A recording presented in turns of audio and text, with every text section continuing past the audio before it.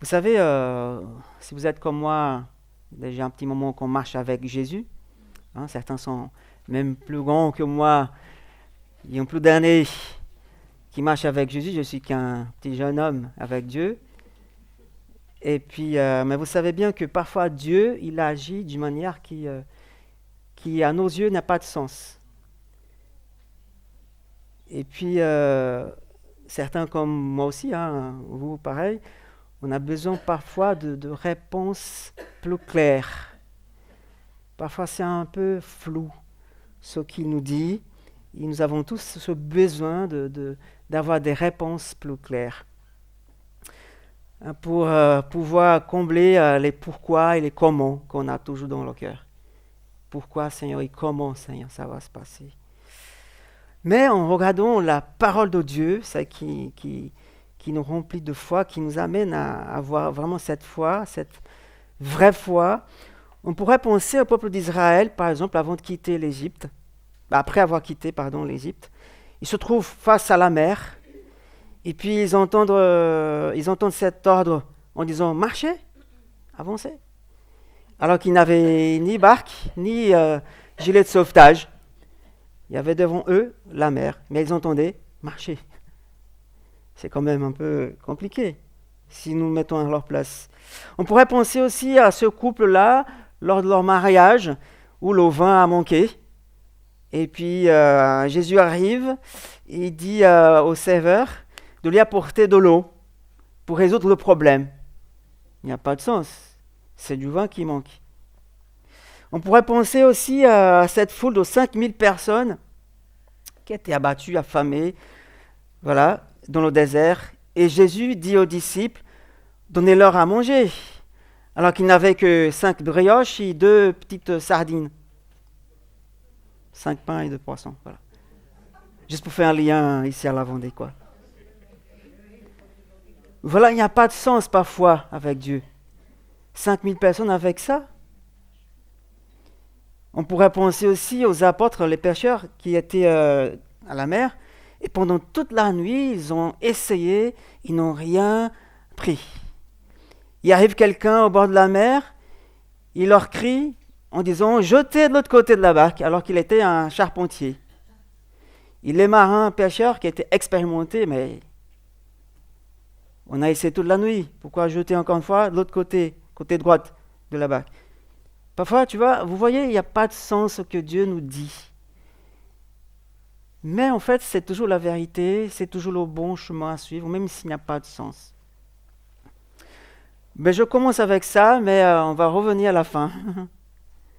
Mais aujourd'hui, on va méditer un peu dans cette phrase m'a été donnée cette semaine. Si le Seigneur nous bâtit la maison. Où se trouve ce passage-là, cette phrase dans la Bible? C'est très connu.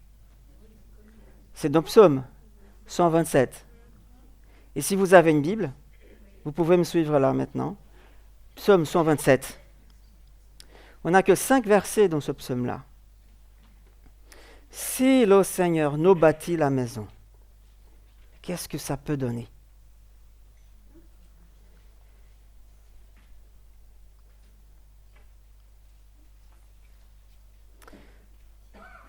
Voilà ce que dit la parole de Dieu.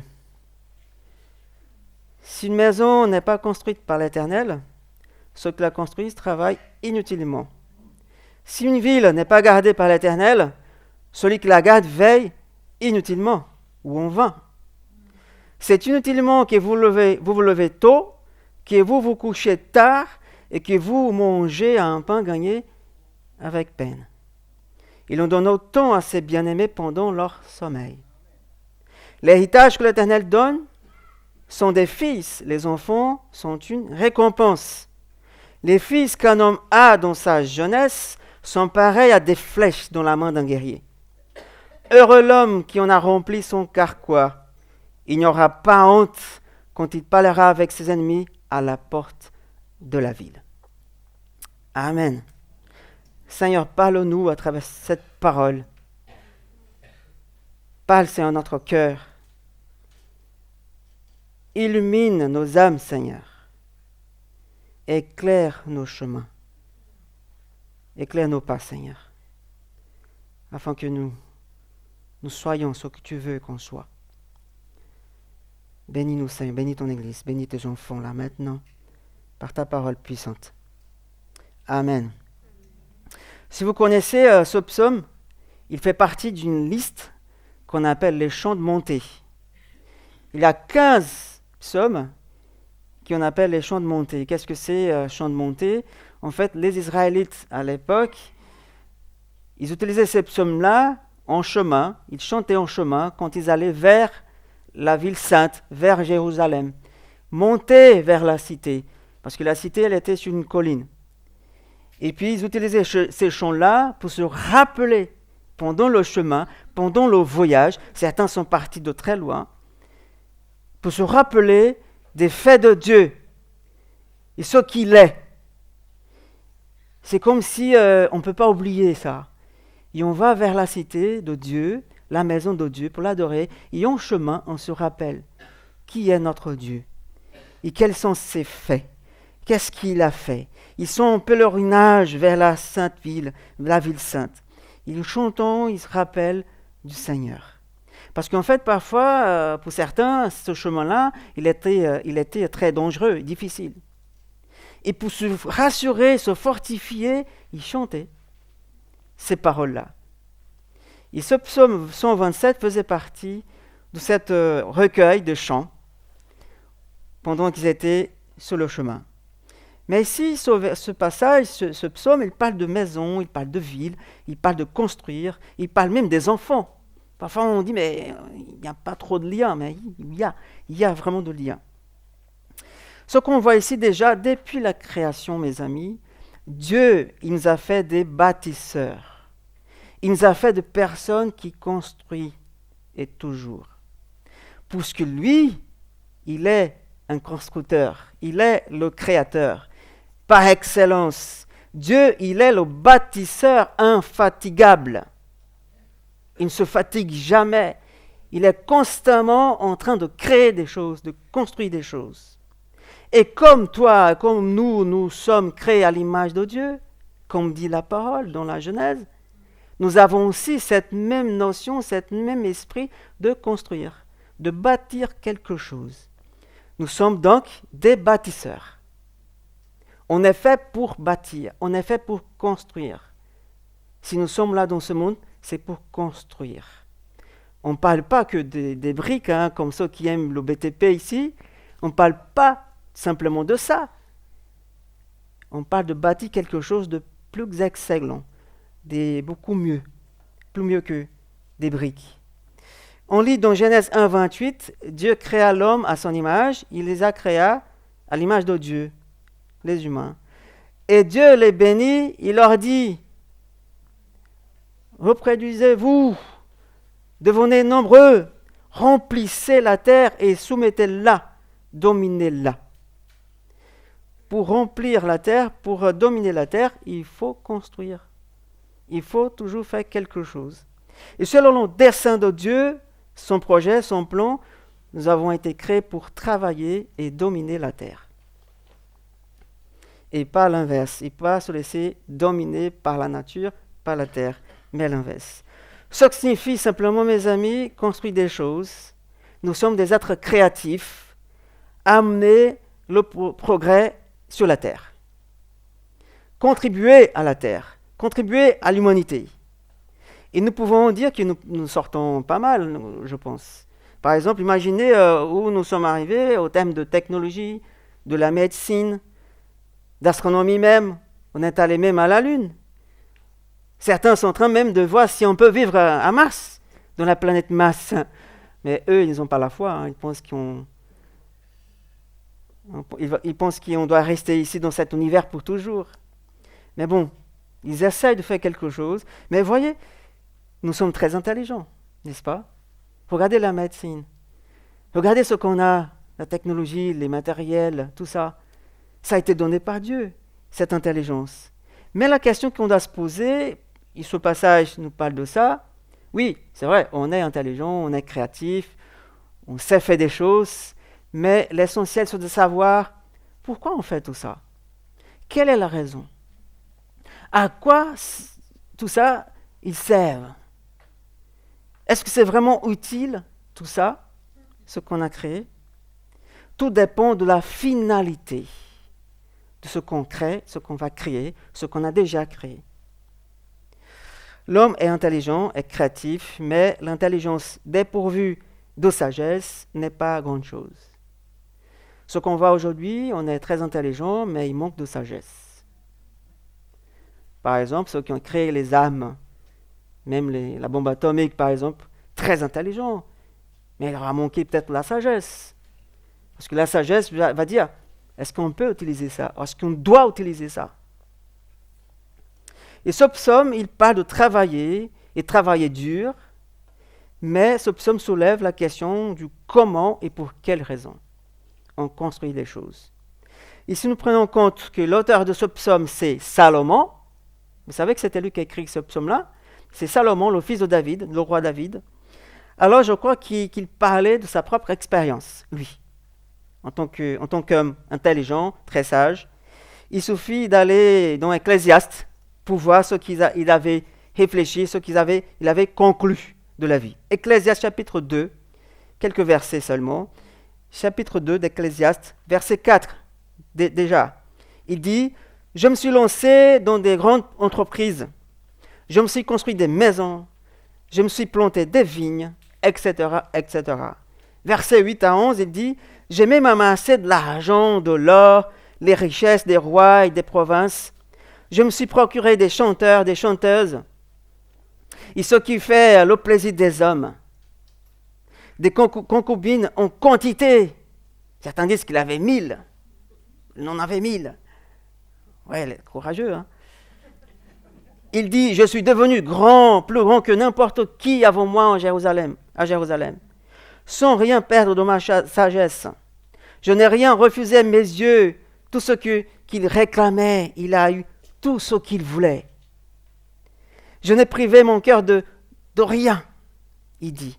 En effet, mon cœur a été réjoui par tout mon travail. Et c'est toute la part que j'en ai retirée. Puis, j'ai réfléchi, dit-il, à tout ce que mes mains avaient entrepris, à la peine que j'avais eue pour le faire. Et j'ai constaté que tout n'est que fumée, vanité des vanités. Ça revient à poursuivre le vent, comme dit. Il n'y a aucun avantage à retirer ce qu'on fait sous le soleil, dit-il. C'est vrai, cet homme, il a beaucoup accompli, il a beaucoup construit, il a beaucoup eu. Mais il conclut sa thèse en disant, à la fin de ce livre, Ecclésiaste 12, versets 13-14, il dit ceci, « Voici la conclusion de ce discours. Crains Dieu et respecte ses commandements, car c'est tout ce que doit faire tout homme. En effet, Dieu amènera toute œuvre en jugement, et ce jugement portera sur tout ce qui est caché, que ce soit bon ou mauvais. » Salomon n'est pas en train de dire il faut rien faire, ça ne vaut pas le coup, il faut rien construire, ça c'est du vent. Non, il ne dit pas ça. En fait, il dit quelle est la finalité de tout ça? Pourquoi on fait ci, on fait ça? Il n'est pas en train de dire, puisque c'est Dieu qui bâtit la maison, dans le psaume 127, détendez-vous, hein, ne faites rien. Restez tranquille.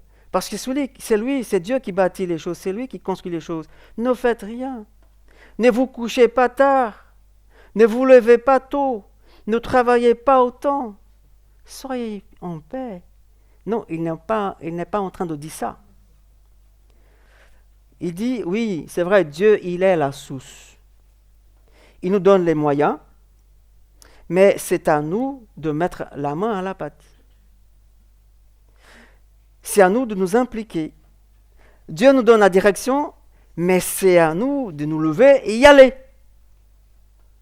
C'est à nous de saisir l'occasion. C'est lui la source. Mais Dieu nous a créés pour construire, pour multiplier, pour progresser, comme dit la parole. Et le progrès fait partie du plan de Dieu. La question maintenant est comment on progresse et pour quelles raisons. Dans quel but on fait ci, on fait ça? C'est ce que Salomon se disait. Il faut que je fasse tout ça pour une raison vraiment bien précise. Pas pour moi-même, pas pour me faire un nom, pour me faire plaisir, mais quelle est la raison? Et le psaume, il utilise deux images, on a déjà vu. Une maison et une ville, n'est-ce pas? Est-ce qu'il parle vraiment de maison construite? Est-ce qu'il parle d'une ville vraiment, une ville réelle comme les Sables d'Olonne? Non. Cette maison-là et cette ville-là, c'est nous. C'est toi, c'est moi. C'est les gens, sont les gens. Parce que dans chaque vie, dans chaque personne, chaque être humain, jusqu'à la fin de sa vie, il est en train de construire quelque chose, construire sa propre vie, son avenir. Il prend des décisions, il fait des choix. Et cette maison, cette ville signifie notre propre vie, notre avenir, nos projets personnels aussi. Salomon a conclu, avec tout ce qu'il a vécu, que si nous construisons pour nous-mêmes, ou pour se faire un nom, ou comme certains disent, mangeons, buvons, puisque demain on va mourir, alors profitons aujourd'hui. Alors là, tout devient vide de sens et inutile. C'est ça qu'il veut dire. Si je ne tiens pas en compte Dieu dans ma vie, dans mon projet de vie, c'est un énorme gâchis simplement. Si j'écarte Dieu de ma vie, de mon projet de vie, de ce que je suis en train de faire, c'est du gaspillage, comme dit Salomon. C'est vanité, tout est en vain, c'est inutile. Et ce que la parole nous dit, c'est que ton travail, notre travail, parfois dur, je comprends, n'est pas en vain, n'est pas inutile, si on le fait dans un but précis. Quel but? Glorifier Dieu, simplement. Est-ce que ce que tu fais, ce que vous faites, glorifie Dieu? Est-ce que ce qu'on est en train de faire honore le nom de Dieu? Une maison qui ne glorifie pas Dieu n'honore pas Dieu non plus. Ça ne donne à rien. Vous savez que dans l'Antiquité, c'était toujours comme ça. Hein. Les hommes étaient des bâtisseurs, depuis toujours. On voit dans Genèse 11, par exemple, un groupe de personnes, une ville entière, ont décidé, une population d'abord, ils ont décidé de construire une ville. Et dans cette ville, il y avait aussi une tour très impressionnante, comme un gratte-ciel de l'époque. Tellement impressionnant que Dieu, quand il a vu ça, il a décidé de descendre pour voir de près. Alors qu'il voyait déjà, mais il est descendu quand même. Il a dit, allons, voyons ce qu'ils sont en train de faire. Et dans Genèse 11, on voit ces personnes-là qui construisaient cette ville, cette tour. Et Dieu, quand il a vu leur intention, leur motivation, Dieu, il a fait quoi? Il a interrompu les travaux. Il a dit non. On va arrêter les travaux. On va mettre un arrêt. Ils ne peuvent plus continuer. Et Dieu a interrompu les travaux. Il a dispersé les ouvriers, toute la population. Et la ville était vidée.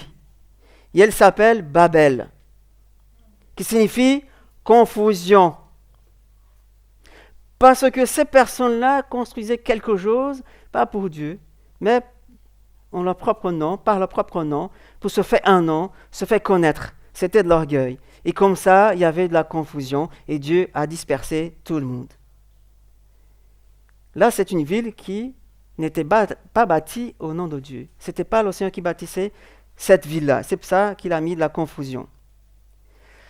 Parce que ce n'était pas lui qui construisait cette ville, mais c'était les hommes avec leur propre orgueil, leur propre intention. Et là, c'était en vain. Construisons, mes amis, oui, c'est vrai, il faut construire, mais comment et pour quelle raison?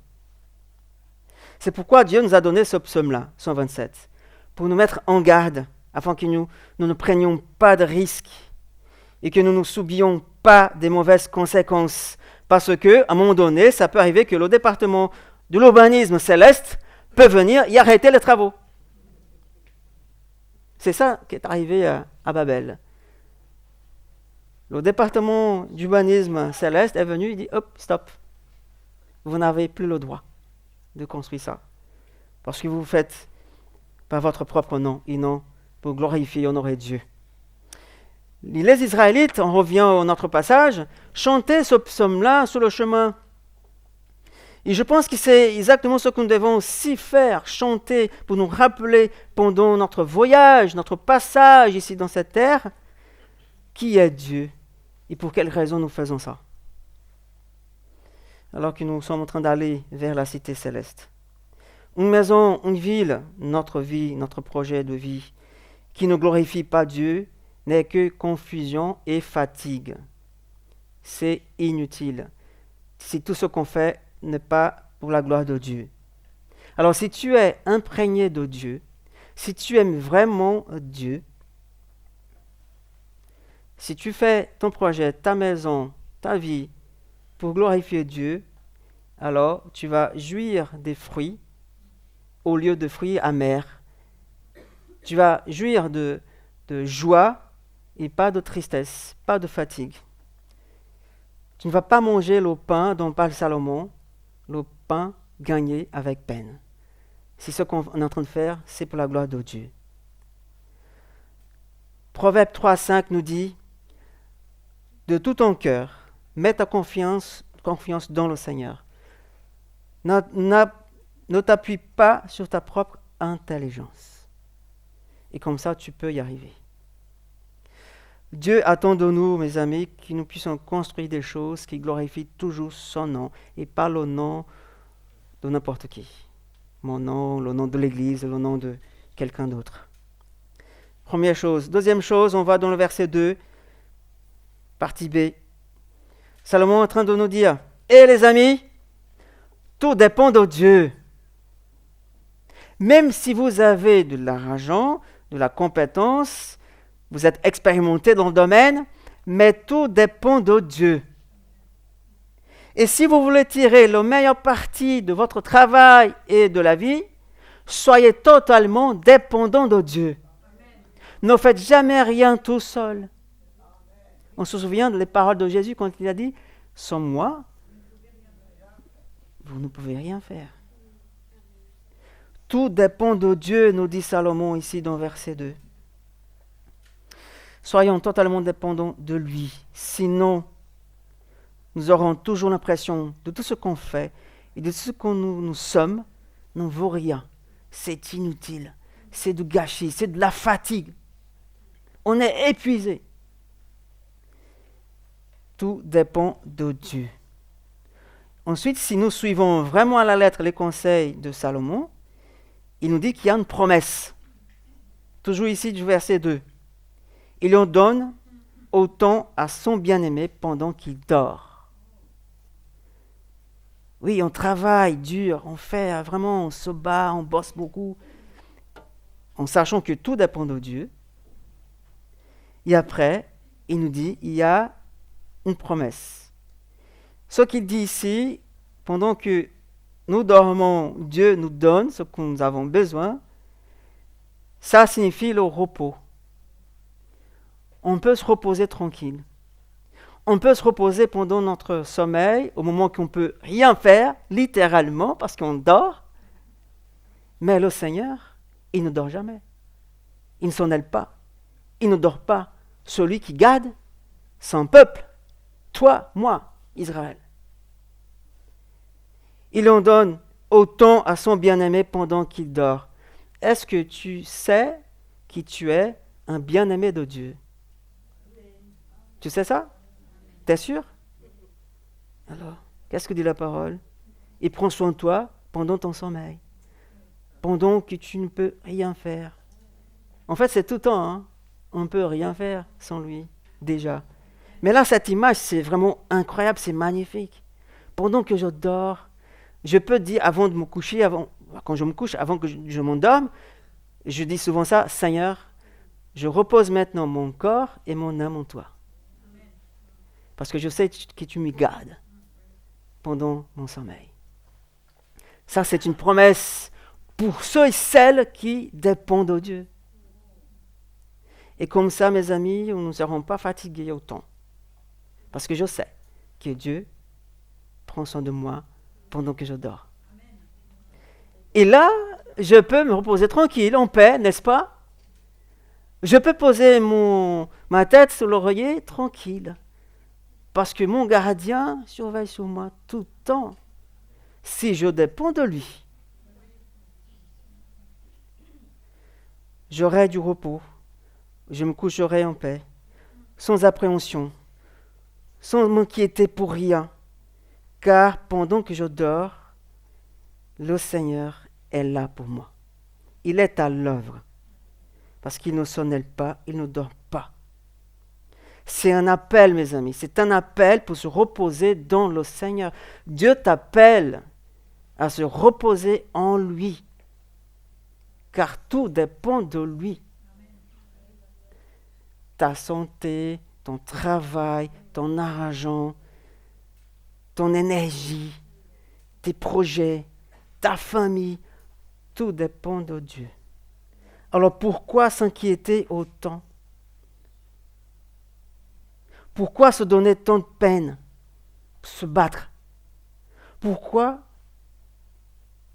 vivre comme ça? S'il y a des promesses pour ceux qui ont confiance en Dieu. Puisque le Seigneur te donne tant, tu peux te reposer. Sois en paix avec lui. Il y a encore autre chose. Versets 3 et 5. Toujours psaume 127. Il y a des récompenses. Vous savez, Dieu aime récompenser ses enfants. Hein? Il aime bénir ses enfants. Il a envie de nous bénir, de te bénir. Versets 3 et 5 nous dit, tes fils, dans une autre version, la Semeur, voilà le patrimoine que donne l'Éternel. Des enfants, oui, des enfants sont une récompense. Heureux est l'homme dont le carquois en est rempli. Il n'y aura pas honte lorsqu'il entrera en contestation avec son adversaire aux portes de la ville. Mais cette image un peu, mais pourquoi aux portes de la ville? Mes ennemis, mes adversaires avec des enfants. En fait, la porte des villes, à l'époque, c'était l'endroit où on discutait, on échangeait avec les gens, on argumentait les choses, on essayait de trouver des réponses. C'était une sorte de débat, une table ronde aux portes de la ville. Et vous savez, pour les gens de l'époque, avoir des enfants, c'était quand même des récompenses divines. Ils voyaient ça comme vraiment de la bénédiction ultime, avoir des enfants. On voit plein de gens qui avaient des problèmes, qui n'ont pas eu des enfants, celles qui étaient stériles, et après Dieu a fait un miracle, elles ont eu des enfants. Parce que ne pas avoir d'enfants dans une époque comme celle-là, c'était de la honte. C'était de la malédiction en quelque part. C'est comme s'ils étaient dans le péché. Et Dieu ne les a pas bénis en donnant des enfants. Et du coup, cette image des récompenses par des enfants, c'est très parlante pour l'époque, mais aussi pour nous aujourd'hui. Parce qu'on peut appliquer aujourd'hui, même s'il y a des gens parmi nous qui n'ont pas d'enfants, parce que là, ne se limite pas à des enfants ordinaires. C'est des récompenses que Dieu nous donne à cause de notre travail pour lui et avec lui. Ici, si on peut penser, on saute dans le temps, on vient jusqu'à Jésus, qu'est-ce qu'il nous a dit en tant que peuple de Dieu? Faites des disciples. Il n'a dit ça? Non? Voilà les enfants. Voilà notre récompense. Des disciples qui sont nés de nouveau, qui font des disciples, qui sont nés de nouveau, et qui font des disciples, et qui font des disciples. Voilà notre héritage spirituel. Des enfants spirituels. Voilà la récompense de l'Église. Voilà la raison pour laquelle nous existons. Pour avoir des enfants spirituels, des disciples de Jésus-Christ. Si eux, pour l'époque, avoir des enfants, c'était vraiment la bénédiction suprême et ultime sur terre, pour nous aujourd'hui, avoir des enfants spirituels, c'est aussi avoir cette récompense divine, cet héritage qui perdurera jusqu'à l'éternité. Voilà ce qui importe en tant qu'Église. Parce que moi, je ne suis pas si content que ça, même si je suis déjà très content d'avoir cette famille-là. mais j'aimerais bien voir encore beaucoup plus de gens dans ma famille spirituelle, ici, dans cette région, dans ce pays. Et je pense que c'est la même envie dans votre cœur. Que notre famille s'élargisse, n'est-ce pas?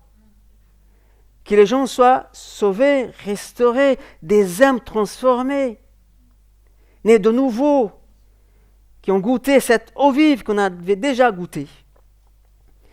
Jésus est venu, mes amis, il nous dit, allez, faites des nations, faites des disciples de toutes les nations. Ayez des enfants spirituels. Multipliez-vous. Soyez féconds. C'est ça que Dieu veut pour notre Église, pour toi, pour moi. On n'est pas là simplement pour recevoir, pour passer un bon moment ensemble. Oui, ça fait partie, c'est vraiment bien. Mais il faut plus. Il faut avoir des enfants spirituels. Je vous donne un peu d'histoire. Cette église-là, vous savez quel est son âge? Combien? 30? 20? 35 ans d'existence. Elle a été implantée et a démarré en 1990. Ici au Sable d'Olonne par le missionnaire Lucien Clerc, un missionnaire de la Fédération Baptiste, avec quelques frères et sœurs ici, mais ce n'était pas ici encore dans cette salle, c'était dans une maison chez une sœur, chez Françoise, sa mère, la mère de Françoise.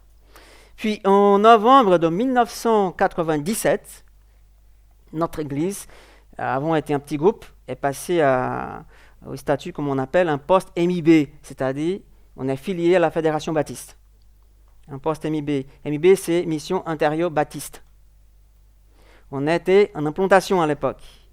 Et 3 ans plus tard, en 1990, l'église a commencé à utiliser cette salle. Ça fait déjà combien d'années? 26 ans que nous sommes ici dans cette salle. Pas moi, hein, ceux qui étaient là jusqu'à aujourd'hui. 26 ans déjà dans cette salle. On dit Amen, au moins on a un local. Et moi, je suis arrivé ici en juillet 2019, n'est-ce pas? Ça fait bientôt 6 ans. On était à l'époque une quinzaine de personnes. Ceux qui étaient là, ils savaient bien. On était un petit groupe. Et on voit que Dieu, il nous fait grâce. Il nous fait grandir petit à petit. Hein. Des enfants sont nés, des gens qui sont rajoutés. Parce qu'on avait aussi besoin que l'Église avance. Et Dieu veut que notre Église avance encore plus. Voilà, et moi, particulièrement, ça fait déjà 25 ans que je suis chrétien. Que je marche avec Jésus. C'est pour ça que je disais, je suis un jeune homme dans la foi. Hein. Ce n'était pas parce que je suis jeune encore. Non, j'ai 48 ans. Voilà. Merci. Même si je n'ai pas l'air, mais bon. Ça fait déjà 25 ans que je suis né de nouveau. Hein. Et puis 12 ans de ministère déjà en tant que pasteur. Et ouais, pas beaucoup d'expérience quand même, mais bon, 12 ans, pardon, pas 10, 12 ans. Et si vous me posez la question, comme moi-même, je me suis déjà posé plusieurs fois la question, est-ce que pendant toutes ces années-là de conversion, d'être né de nouveau, d'être dans le ministère, est-ce que j'ai eu des moments de doute?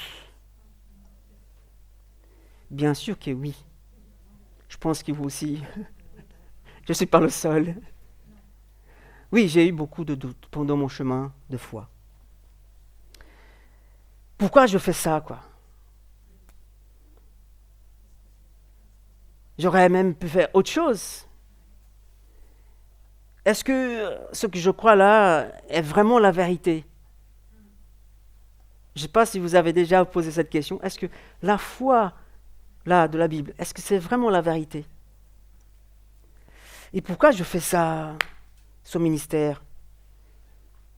Est-ce que Jésus est vraiment le Messie qui parle, que la Bible dit, le Messie qui est venu du ciel? Est-ce qu'il a existé vraiment? C'est pourquoi j'aime la Bible, parce qu'elle donne toutes les réponses, n'est-ce pas? Si on veut les réponses déjà. Et même le dernier prophète de l'Ancienne Alliance, Jean-Baptiste, il a douté. Et ça me soulage. Parce que je vois que je ne suis pas le seul. Dans Matthieu 11, si vous voulez lire après, Matthieu 11, versets 1 à 5, il dit « Du fond de sa prison, Jean-Baptiste, il était en prison. Jean apprit tout ce que Christ faisait. Il envoya auprès de lui, de Jésus, d'autres de ses disciples pour lui demander, est-ce que c'est toi le Messie qu'on attend ou on doit attendre un autre?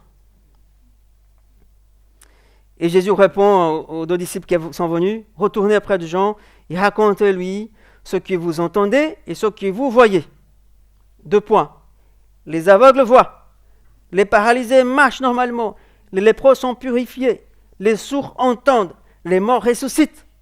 Et la bonne nouvelle est annoncée aux pauvres d'esprit. J'ajoute. Vous voyez, Jésus dit, ok Jean, je sais que tu as des doutes. Mais si vous connaissez l'histoire de Jean, quand même, Jean était témoin de la manifestation de la Trinité au moment du baptême de Jésus, son cousin. Il sait bien plus tard qu'il dit, est-ce que c'est toi-même le Messie?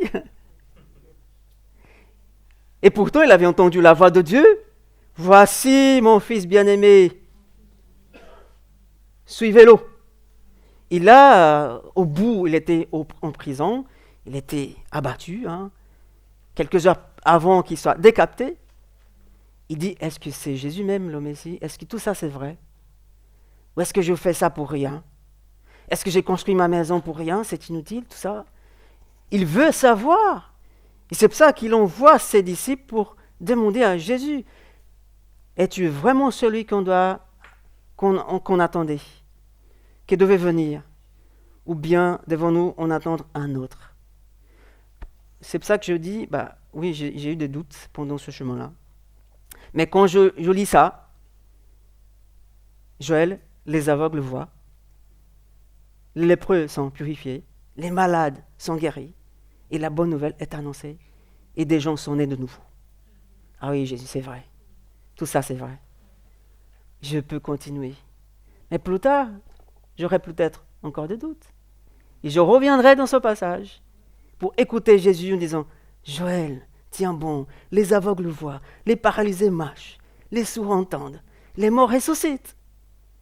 On parle de, bien sûr, il y avait des gens qui ont été guéris physiquement, ressuscités physiquement, mais si on transporte ça au niveau spirituel, mais c'est aussi vrai. Nous étions aveugles avant, maintenant mes yeux voient. On a chanté même, maintenant je vois. Maintenant je marche sur le bon chemin. Je suis ressuscité parce que j'étais mort. Mais tout ça s'applique à tout. Alors, si vous avez de doutes, écoutez ce que Jésus dit. Les aveugles voient. Et les morts ressuscitent. Et comme ça, nous pouvons continuer et continuer jusqu'au bout. Jusqu'au retour de Jésus. C'est formidable. Et quand on voit Jean qui doute, et Jésus après, il ne réprimande pas Jean en disant, mais attends Jean, tu m'as vu, tu as entendu la voix de Dieu, tu m'as même baptisé. Et pourquoi ce doute-là, quoi? Qu'est-ce que tu fais? Mais non, en fait, Jésus ne dit rien de ça. Il fait même des compliments sur Jean. Il n'y a pas d'homme né de femme plus grand que Jean. Alors qu'il avait de doutes. Vous voyez? On n'est pas si loin que ça. Dieu, il voit ta foi. Même s'il est petite, mais il voit ta foi. Il te rappelle, les aveugles voient, les morts ressuscitent. Et comme ça, tu peux continuer. Chers amis, si notre maison est construite par le Seigneur, nous allons travailler, c'est vrai, dur, ardemment, mais sans nous fatiguer pour rien. Pour faire quoi? Pour avoir quoi comme récompense? Des enfants pour Dieu. Des enfants spirituels. Et à la fin, comme il dit, Salomon, nous n'aurons pas honte. Le jour qu'on va rencontrer le Seigneur aux portes de la ville céleste, j'ai rempli ma mission. C'est pour ça qu'on n'aura pas honte. Si le Seigneur bâtit ta maison, si vous vivez d'une façon que tout dépend de Dieu, Dieu va te récompenser, il va honorer ta foi et tu n'auras pas honte. Nous n'aurons pas honte parce que nous remplissons notre mission. Amen.